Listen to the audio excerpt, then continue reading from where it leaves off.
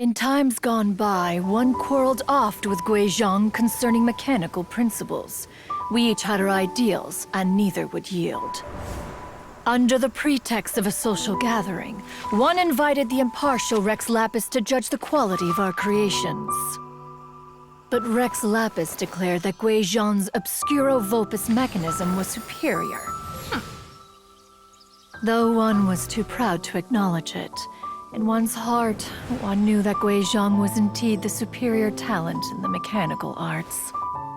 As for the story between Guizhong and Streetward Rambler, that begins with a certain bell. In Guizhong's opinion, while mechanisms were no substitute for human composers, they were yet capable of producing simple but fine melodies.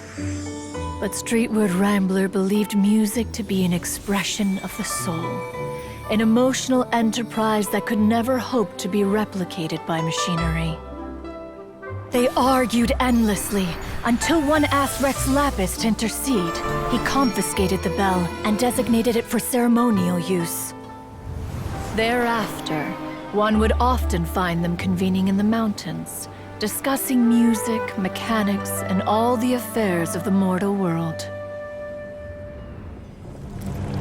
But these good times were not to last.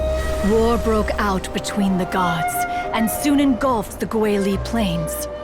Guizhong was overpowered by the enemy, and fell in battle. When Streetward Rambler and I arrived at the scene at long last, all that remained among the ruins was her lifeless body. After this, at Streetward Rambler's request, Rex Lapis granted her the cleansing bell for safekeeping.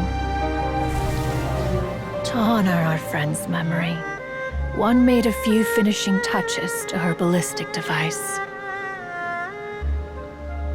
Many lantern rites have passed since then. Many greetings and goodbyes.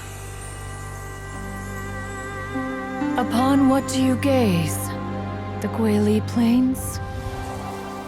No. It's everything.